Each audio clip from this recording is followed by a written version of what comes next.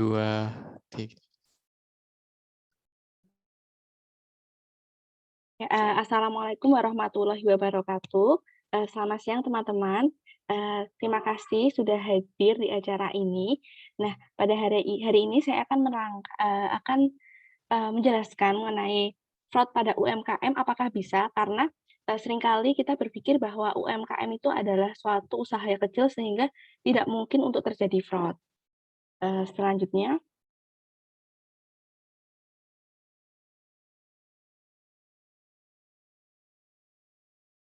Ya, perkenalkan saya Putri Faida Ajeng Puspitasari, biasa dipanggil Putri. Saat ini saya sedang menempuh pendidikan di S1 Transfer Akuntansi UNS, dan sebelumnya telah mengenyam pendidikan di D3 Akuntansi Sekolah Vokasi UGM. Nah, sebelumnya saya juga berpengalaman melakukan magang di KAP Inares Kumalawarta pada tahun 2020, kemudian saya melakukan magang sebagai auditor junior kembali pada tahun 2021 sebagai di KAP KKSP dan partner. Selanjutnya. Nah, sebelum kita lebih lanjut membahas mengenai fraud pada UMKM, kita harus mengetahui sebenarnya apa sih UMKM itu. Nah, UMKM sendiri itu merupakan kepanjangan dari usaha mikro, kecil, dan menengah yang bisa disingkat UMKM sebagai bisnis. UMKM seringkali diartikan sebagai usaha yang dijalankan perorangan di lingkup rumah tangga atau badan usaha dengan lingkup yang kecil.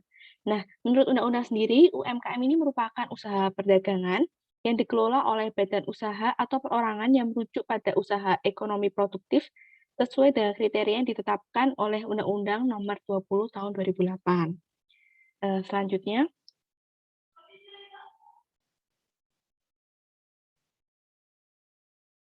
Nah, dalam Undang-Undang Nomor 20 Tahun 2008 sendiri ini, UMKM ini diklasifikasikan menjadi beberapa bagian yang dihitung berdasarkan omset tahunan, aset atau jumlah harta kekayaan serta beberapa jumlah karyawan yang dipekerjakan dalam usaha tersebut. Yang pertama, usaha mikro. Nah, usaha mikro ini merupakan usaha produktif milik orang perorangan dan atau badan usaha perorangan yang memenuhi kriteria usaha mikro sebagaimana diatur dalam Undang-Undang UMKM pada pasal 1 angka 1. Nah, kriterianya itu yang pertama, memiliki kekayaan paling bersih, paling banyak, yaitu 50 juta, belum termasuk tanah dan bangunan serta bangunan usaha. Yang kedua, hasil penjualannya paling banyak 300 juta per tahun. Yang ketiga, memiliki jumlah karyawan kurang dari 10 orang.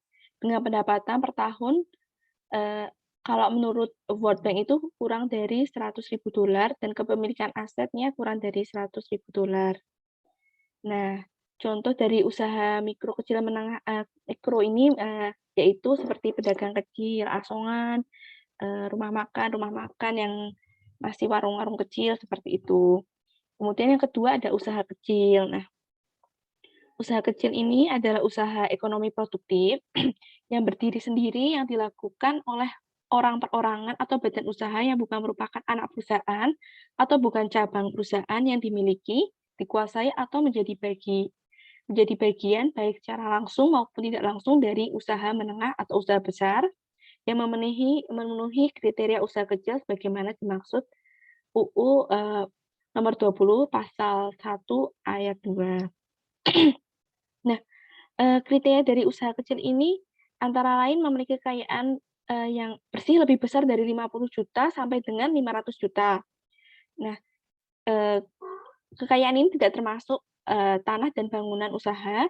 Kemudian yang kedua, hasil penjualannya setiap tahun paling banyak itu 300 juta hingga 2,5 miliar. Yang ketiga, memiliki jumlah karyawan kurang dari 30 orang. Nah, kalau berdasarkan World Bank ini kategorinya, pendapatan per tahunnya kurang dari $3 juta dan memiliki kepemilikan aset kurang dari $3 juta juga. Nah, usaha kecil ini biasanya lebih berkembang dan profesional dalam pengelolaan usahanya dibandingkan usaha mikro. Misalnya, usaha ini seperti laundry, restoran yang ramai di pinggir jalan, bengkel, motor, fotokopian di pinggir kampus, atau catering. Nah, selanjutnya ini ada usaha menengah. Nah, usaha menengah ini adalah usaha ekonomi produktif yang berdiri sendiri yang dilakukan oleh orang perorangan atau badan usaha yang bukan merupakan anak perusahaan atau cabang perusahaan yang dimiliki, dikuasai atau menjadi bagian baik langsung maupun tidak langsung dengan usaha kecil atau usaha besar dengan jumlah kekayaan bersih atau hasil penjualan tahunan sebagaimana diatur dalam UU 20 pasal 1 ayat 3, yaitu, kriterianya antara lain pertama kekayaan bersihnya itu antara Rp500 juta hingga Rp10 miliar. Ini belum termasuk dengan, tanah dan bangunan usaha. Kemudian hasil penjualan tahunannya ini lebih dari Rp2,5 miliar sampai dengan, eee, Rp50 miliar. Kemudian yang ketiga memiliki jumlah karyawan maksimal berjumlah 300 orang. Dengan pendapatan per tahun ini kalau menurut, World Bank kurang dari $15 juta, dan juga kepemilikan aset yang kurang dari $15 juta. Nah, biasanya pada tahap menengah ini, pengusaha sudah memiliki perizinan, terus, memiliki bentuk usaha dan concern mengenai legalitas perusahaannya. Misalnya, pada restoran dengan beberapa cabang ya, atau coworking space, atau toko bangunan, wedding, atau event organizer. Nah, selanjutnya, nah di sini kita bisa melihat grafik pertumbuhan UMKM, dari tahun ke tahun, terlihat peningkatannya. Nah, jumlah usaha mikro, kecil, dan menengah ini pada tahun 2019 bisa kita lihat diproyeksikan tumbuh 5% menjadi 67,4 juta unit dibandingkan tahun sebelumnya sebanyak 64,2 juta unit. Jumlah ini kan terlihat meningkat terus setiap tahunnya. Nah, peran usaha mikro, kecil, dan menengah ini sebagai penyumbang produk domestik bruto atau PDB nasional memiliki peran yang penting bagi pemulihan ekonomi Indonesia. Berdasarkan data Kementerian Koperasi dan Usaha Kecil Menengah atau Kemenkop UKM, nah pada bulan Maret 2021 jumlah UMKM ini sudah mencapai 64,2 juta dengan kontribusi terhadap PDB sebesar 61,07% atau senilai dengan 8, lebih dari 8 miliar, 8 maaf, maksud saya lebih dari 8,5 triliun rupiah. Nah, UMKM ini mampu menyerap 97% dari total tenaga kerja yang ada, serta dapat menghimpun 60,42% dari total investasi di Indonesia. Selanjutnya,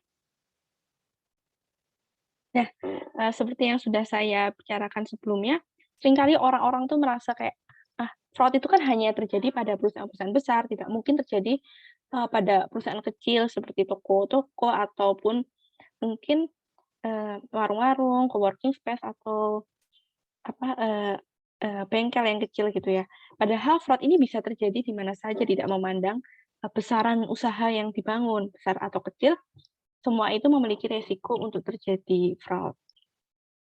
Selanjutnya, nah nah berikut ini, ternyata banyak sekali ya, UMKM yang, mengalami fraud. Seperti ini, berita-berita ini bisa kita lihat pencuri di rumah sendiri, karyawan toko bangunan di metro ditangkap, ada juga penipuan sembako yang ternyata dalangnya adalah karyawan tokonya ini sehingga bisa merugikan sebesar 3,7 miliar. Itu suatu jumlah angka yang fantastis, bukan? Kemudian juga bisa dilihat ada karyawan toko juga yang melakukan, pencurian atau bisa dibilang fraud ini yang bisa ditaksir kerugiannya lebih dari $20 juta, seperti itu. Selanjutnya, selanjutnya saya akan membahas mengenai salah satu kasus, terkait dengan, fraud di UMKM.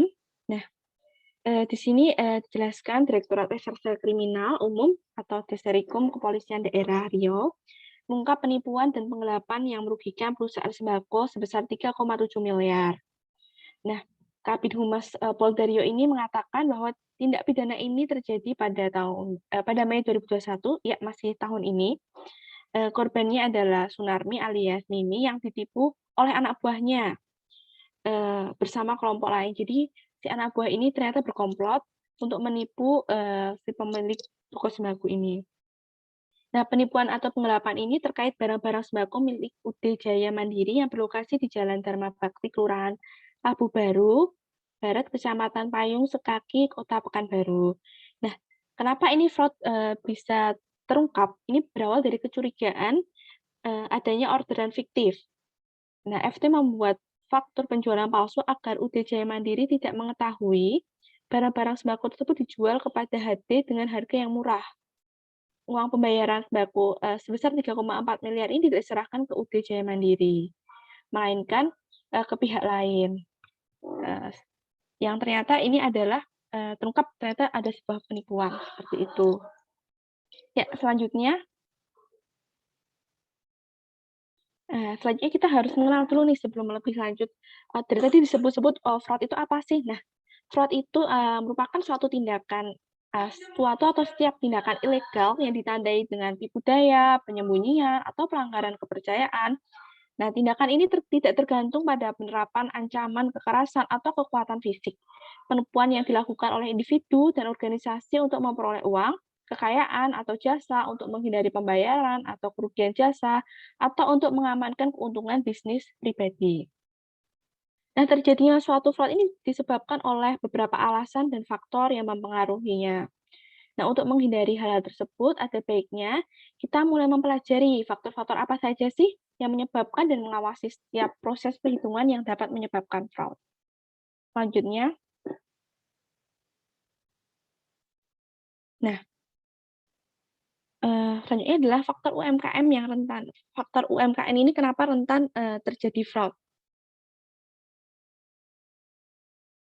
Nah, seperti yang kita ketahui, fraud itu tidak kenal diskriminasi, jadi tidak pandang bulu untuk terjadinya. Nah, usaha kecil hingga besar tidak lepas dari paparan resiko fraud. Nah, faktor-faktor antara lain yang membuat UMKM ini justru menjadi rentan terhadap fraud itu, yang pertama, karyawan melakukan lebih dari satu pekerjaan atau multitasking karena biasanya terdapat kekurangan jumlah karyawan, kemudian karyawan terlalu percaya satu sama lain, terus tidak ada code of conduct atau prosedur formal formal yang artinya segala proses tak didokumentasikan dengan baik. Nah, ini tuh biasanya sering terjadi karena pemilik sering berpikir bahwa ini tuh usaha kecil yang bisa saya awasi, sehingga tidak mungkin untuk, terjadi fraud. Padahal seperti yang sudah dijelaskan sebelumnya, fraud itu tidak pandang bulu. Dan yang terakhir itu, karyawan kurang kesadaran tentang, kesadaran dan pengetahuan mengenai fraud. Selanjutnya, nah, selanjutnya kita akan membahas mengenai faktor-faktor apa saja sih yang mendorong, terjadinya fraud. Yang pertama ini adalah tekanan. Nah, tekanan ini terjadinya, adalah dorongan yang menyebabkan seseorang ini untuk melakukan kecurangan yang dipicu oleh beberapa alasan. Mulai dari dorongan seseorang untuk melakukan kecurangan yang dipicu oleh alasan ekonomi, emosional, atau nilai. Yang kedua ini ada peluang. Nah, orang akan melakukan fraud jika ada peluang. Nah, ketika terdapat peluang, maka disitulah ada kesempatan yang dilakukan oleh pelaku kecurangan. Faktor ini biasanya didorong karena lemahnya internal kontrol atau penyalahgunaan wewenang dalam perusahaan.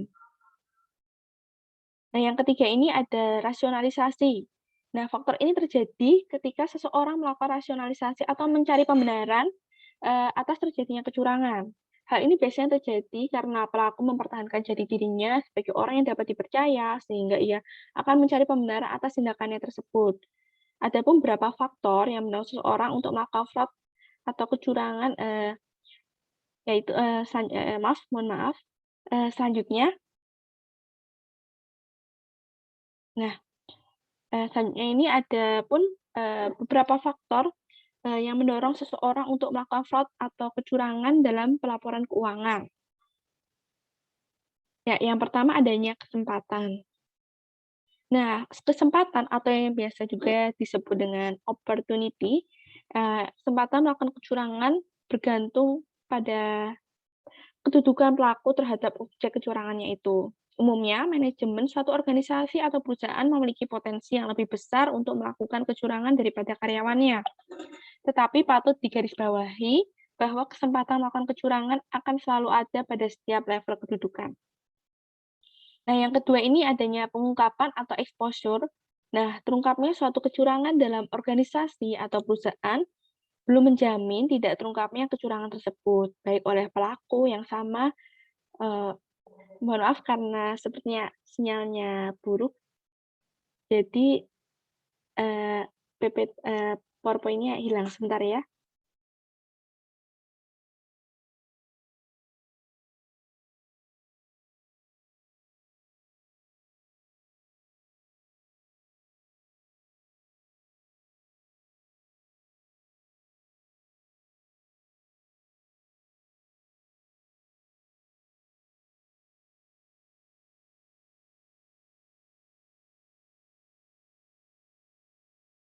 Ya, terima kasih, Mas Gio.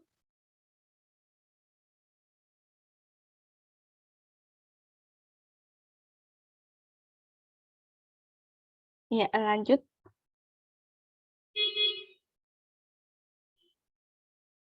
lanjut lagi. Nah, sebelumnya sebelumnya ya sebelumnya lagi, sebelumnya. Nah, oke. Terima kasih sebelumnya, Mas Gio. Mohon maaf atas ketidaknyamanannya, saya akan melanjutkan pembahasannya mengenai pengungkapan ya.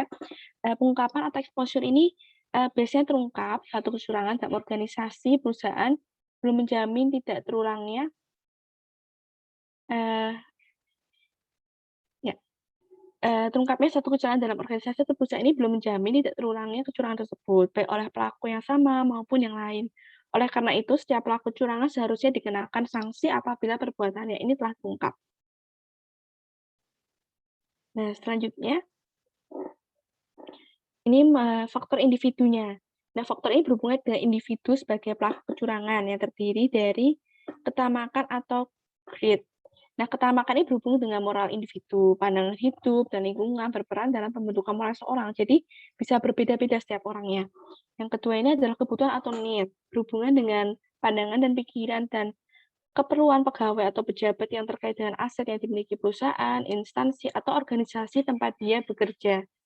Selain itu, tekanan atau pressure yang dihadapi dalam bekerja dapat menyebabkan orang yang jujur mempunyai motif untuk melakukan kecurangan. Selanjutnya, selanjutnya ini merupakan jenis-jenis fraud. Nah, jenis-jenis fraud ini bisa dibagi dalam beberapa alasan, yaitu seperti berikut. Pertama berdasarkan pelaku kecurangan. Nah, pelaku kecurangan ini dibagi lagi menjadi dua, yaitu employee fraud dan management fraud. Nah, employee fraud, eee, kecurangan pegawai atau employee fraud ini merupakan kecurangan dilakukan oleh pegawai suatu organisasi kerja. Yang kedua, manajemen fraud. Nah, kecurangan ini yang dilakukan oleh pihak manajemen dengan menggunakan laporan keuangan atau transaksi keuangan sebagai sarana fraud. Biasanya dilakukan untuk mencurangi pemegang kepentingan atau stakeholder yang terkait organisasinya. Yang kedua ini berdasarkan tindakan kecurangan. Nah, ini juga dibagi menjadi dua, yaitu misappropriation of asset dan fraudulent financial reporting. Nah, misappropriation of asset atau penyelewengan terhadap aset, ini merupakan penyalahgunaan aset perusahaan secara sengaja untuk kepentingan pribadi. Biasanya sering dilakukan oleh pegawai atau eee employer seperti penggelapan kas, penggunaan fasilitas untuk kepentingan pribadi, dan sebagainya. Sedangkan yang kedua ini kecurangan dalam laporan keuangan atau fraudulent financial reporting merupakan salah saji atau pengabaian jumlah dan pengungkapannya dengan maksud menipu para pengguna laporan. Biasanya sering dilakukan oleh manajemen, contohnya overstating asset atau understating liabilities. Nah, selanjutnya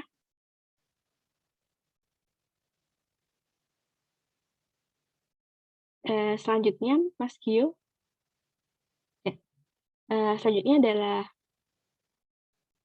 skenario fraud pada UMKM. Eee, balik lagi, ya. eee membuat kontrol anti fraud ini merupakan hal yang penting dan nggak bisa ditawar lagi jika, ingin mencegah suatu kerugian. Sebelum setidaknya pemilik bisnis perlu mengenali apa saja skenario fraud yang umum terjadi pada usaha kecil dan menengah. Nah, ini bisa kita lihat ada empat skenario. Yang pertama ini merupakan skenario pencurian uang cash. Nah, pencurian uang ini biasanya terjadi melalui skimming, pencurian atau fraudulent disbursement atau karyawan yang mencairkan dana tanpa seizin pihak yang berwenang. Umumnya para pelaku tidak mencuri dalam jumlah yang besar sekaligus, tapi tindakan ini dilakukan terus-menerus selama belum terdeteksi sehingga uang yang dicuri pada akhirnya mempengaruhi kondisi finansial perusahaan. Nah, yang kedua ini adalah penggelapan gaji. Nah, menurut laporan Nation on Occupational Fraud and Abuse tahun 2014, terdapat sebanyak 27% penggelapan gaji terjadi di semua usaha dalam berbagai ukuran yang terjadi dua kali lipat pada usaha kecil. Justru penggelapan gaji ini lebih besar terjadinya pada usaha kecil ketimbang usaha yang besar. Nah, pemilik usaha kecil ini dan menengah harus memiliki pengetahuan tentang sistem payroll dan menegakkan akuntabilitas terhadap personal accounting-nya dalam setiap laporan bulanan. Kompleksitas sistem payroll ini meningkatkan maksud saya meningkat seiring dengan perkembangan usaha. Pemilik harus konsisten mengawasi dan memperbaiki kekurangan sistem payroll secara berkala. Nah, kemudian ketiga ini ada faktur palsu. Ini seperti yang dibahas pada kasus sebelumnya ini tentang faktur fiktif atau faktur palsu. Nah, metode fraud ini makin populer di kalangan usaha kecil dan menengah. Modusnya pelaku membantu supplier palsu, lalu mengurus uang dengan mengeluarkan faktur dengan sejumlah pembayaran yang tujuan untuk suppliernya palsu tersebut. Bisa juga berupa pelaku mengambil uang yang seharusnya digunakan untuk membayar supplier, tapi tidak dibayarkan. Kemudian oleh karena itu pemilik itu harus benar-benar mengetahui siapa suppliernya, sehingga pemilik dapat mengawasi setiap faktur yang dikeluarkan. Selanjutnya ini mengenai online banking. Nah, usaha kecil ini tuh tidak bisa lepas dari peranan online banking ya, karena bisa kita lihat sendiri UMKM ini justru banyaknya terjadi di Shopee, Tokopedia, di online shop seperti itu. Nah, popularitas sistem perbankan ini meningkatkan peluang dana ditransfer pada rekening yang salah atau yang tak seharusnya. Ditambah lagi resiko paparan dari cybercrime. Pemilik usaha perlu menjadwalkan pertemuan rutin dengan tim yang terkait dengan sistem pembayaran online untuk memantau semua uang yang ditransfer masuk ke atau maksudnya semua uang yang ditransfer ini masuk dan keluar. Selanjutnya, nah, karena banyaknya UMKM yang melakukan usahanya di e-commerce atau di online shop, kita lihat nih bentuk pencegahannya di video ini. Mohon diputar Mas Gyud, terima kasih.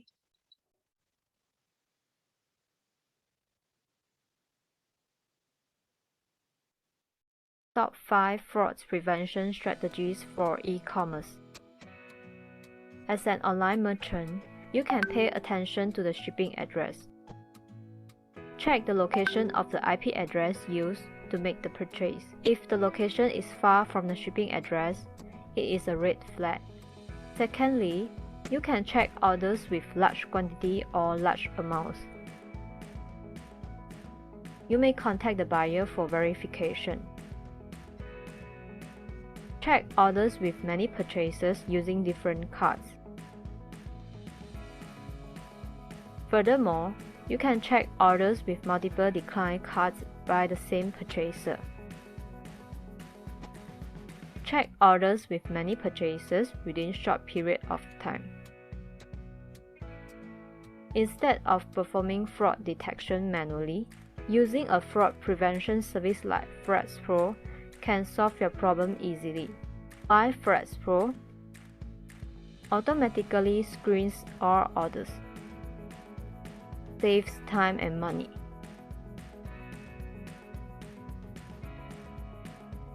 Protect your business with FraudPro for free now.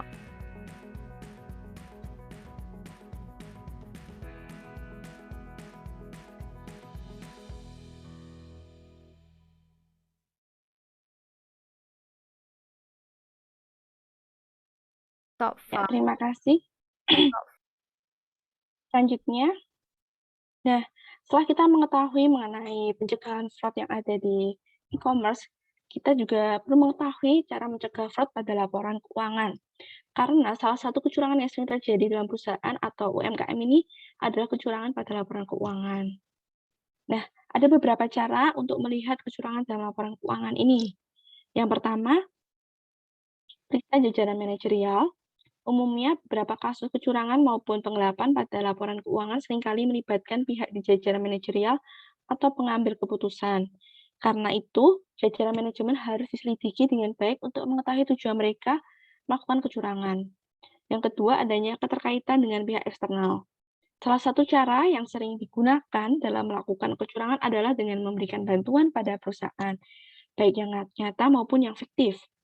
Jadi, untuk menghindari kecurangan ini, kita bisa mendeteksinya eee dengan adanya hubungan yang baik antara perusahaan dengan lembaga keuangan, perusahaan dengan individu, eksternal auditor, atau lembaga pemerintah dan investor.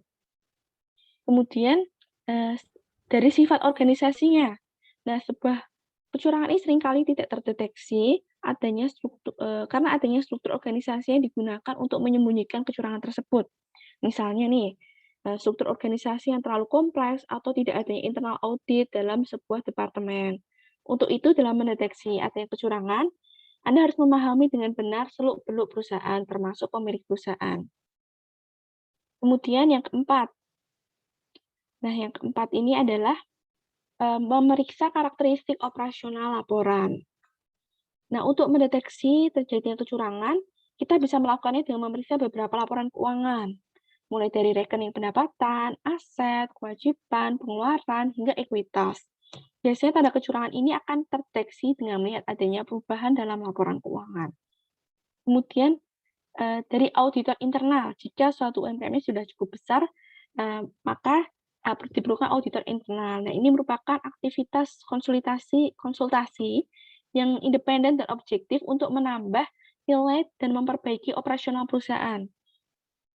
Audit internal ini sering juga disebut dengan penilaian yang dilakukan oleh personil dalam organisasi yang memiliki kompetensi dalam meneliti catatan akuntansi perusahaan dan pengendalian internal dalam perusahaan. Apa sih tujuan audit internal ini? Nah, tujuannya ini adalah untuk membantu pihak manajemen dalam mempertanggungjawabkan dengan mempertimbangkan analisis, saran, penilaian tentang kegiatan yang diaudit. Kemudian setelah ada audit internal, juga ada audit eksternal. Nah, audit eksternal ini berbeda ya dengan audit internal yang dilakukan secara personil di dalam perusahaan. Nah, audit eksternal ini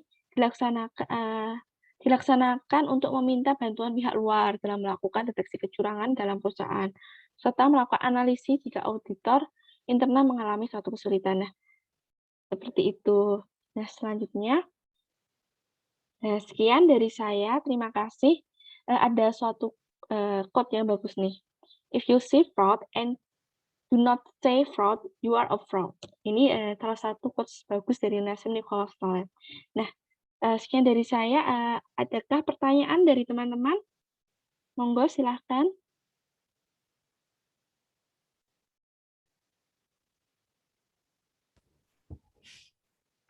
Permisi, nama saya Hernanda. Saya mau menanyakan tentang tadi kan sudah dijelaskan mengenai ada beberapa contoh kasus tentang fraud yang dilakukan karyawan atau Ya. pegawai.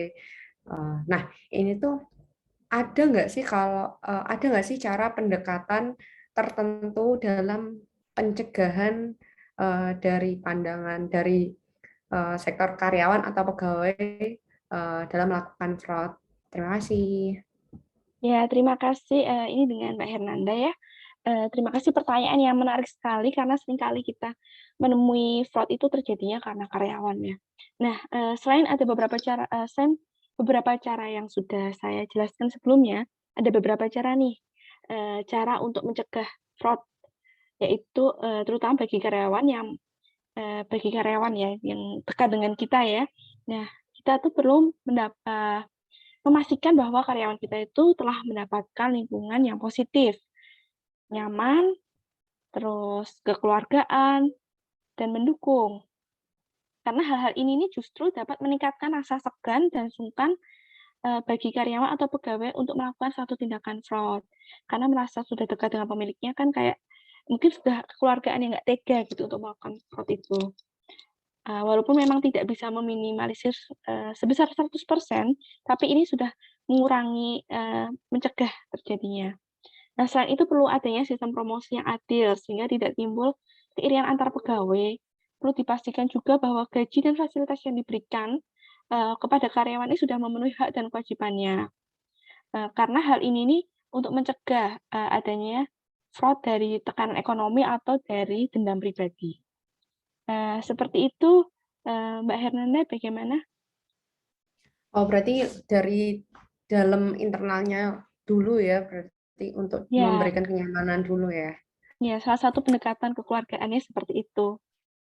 Baik, terima Oke, kasih atas terima pertanyaannya. kasih atas Ya, jawabannya. ya selanjutnya ada pertanyaan lagi. Saya mau izin bertanya, Mbak Putri, Ya, apakah perusahaan kecil kayak UMKM gitu, itu tuh nggak rentan terhadap kecurangan ya, atau seperti apa? nah, iya nih. Gimana nih? Ya, oke. Terima kasih nih Mbak Zahruni atas pertanyaannya. Langsung saya jawab saja ya, ini pertanyaan juga menarik sekali, karena memang banyak sekali paradigma seperti itu bahwa fraud itu hanya terjadi pada perusahaan yang besar dan sudah mapan, atau mungkin perusahaan-perusahaan yang sudah going concern ya. Padahal kenyataannya ini justru UMKM ini merupakan salah satu yang rentan terjadi fraud. Kenapa? Nah, ini tuh dikarenakan sedikitnya kontrol anti fraud pada perusahaan kecil dibanding dengan perusahaan besar. Nah, berdasarkan laporan Nation on Occupational Fraud and Abuse tahun 2018 ini, fraud telah menyebabkan perusahaan kecil, yaitu perusahaan kecil ini, maksudnya perusahaan yang kurang dari 100 karyawan, kehilangan rata-rata 200.000 US dollar per tahun atau setara dengan 2,8 miliar rupiah per tahun. Nah, ini belum termasuk kerugian intangible. Nah, kenapa ya? Karena itu fraud justru rentan terjadi. Maksud saya, karena itu justru UMKM rentan terjadi fraud. Ya, bagaimana Mbak Zaruni? Ya, terima kasih Mbak Putri. Ya, terima kasih. Ada tanggapan? Pertanyaan lagi? Ya, terima kasih. Sepertinya karena sudah tidak ada pertanyaan dan tanggapan, saya cukupkan presentasi saya mengenai fraud pada UMKM ini. Terima kasih sebelumnya sudah berpartisipasi siang hari ini. Mohon maaf jika ada kekurangan ataupun salah kata. Saya ucapkan wassalamualaikum warahmatullahi wabarakatuh. Terima kasih. Waalaikumsalam warahmatullahi wabarakatuh.